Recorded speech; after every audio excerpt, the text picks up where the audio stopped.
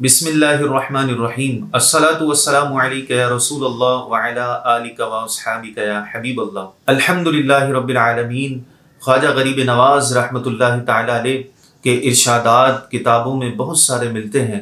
آئیے انہی ارشادات میں سے چند ارشادات ہم سنتے ہیں۔ یقیناً اللہ تبارک و تعالیٰ کے ولی کے فرمان پر عمل ظاہر کے ساتھ ساتھ باطن کو بھی سنوار دیتا ہے۔ سلطان الہند خواجہ غریب نواز رحمۃ اللہ تعالی علیہ کے دربار میں عقیدت مندوں اور مریدوں کا ہر وقت ہجوم رہا کرتا تھا، جن کی ظاہری اور باطنی اصلاح کے لیے آپ کے ملفوظات کا سلسلہ جاری رہا کرتا۔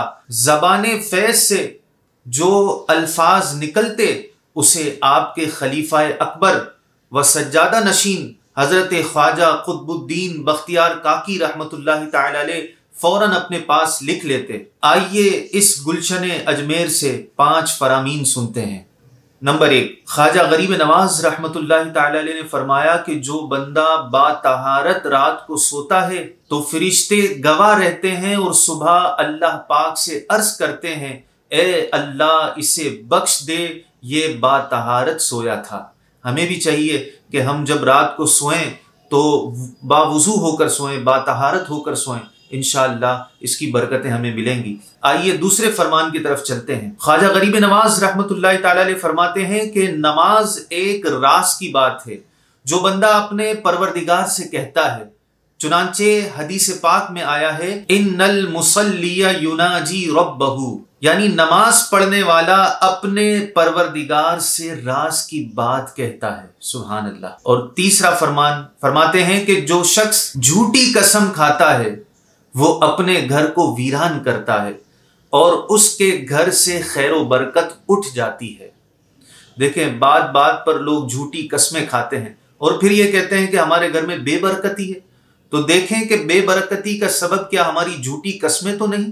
آئیے چوتھے فرمانے خواجہ غریب نواز کی طرف چلتے ہیں۔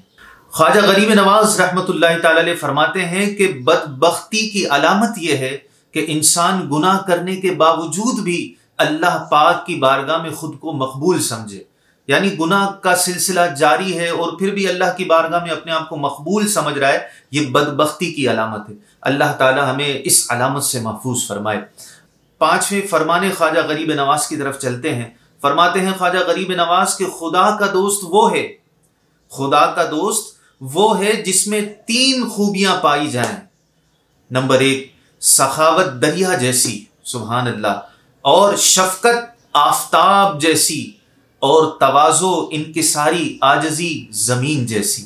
اللہ تعالی ہمیں سخاوت دریا جیسی عطا فرمائے اور شفقت آسمان جیسی کہ ہر کسی پر سایہ فگن ہے، تواضع عاجزی زمین جیسی کہ زمین جو ہے ہر ایک کے آگے جھکی رہتی ہے۔ اللہ تعالی ہمیں ان اوصاف سے متصف فرمائے اور جو بد اخلاقی کے اوصاف اور عادات ہیں اللہ تعالی ہمیں ان سب سے محفوظ فرمائے۔ آمین بجاہ النبی الامین صلی اللہ علیہ وآلہ وسلم۔ مجھے اپنی خاص دعاؤں میں یاد رکھیے گا۔ السلام علیکم ورحمۃ اللہ وبرکاتہ۔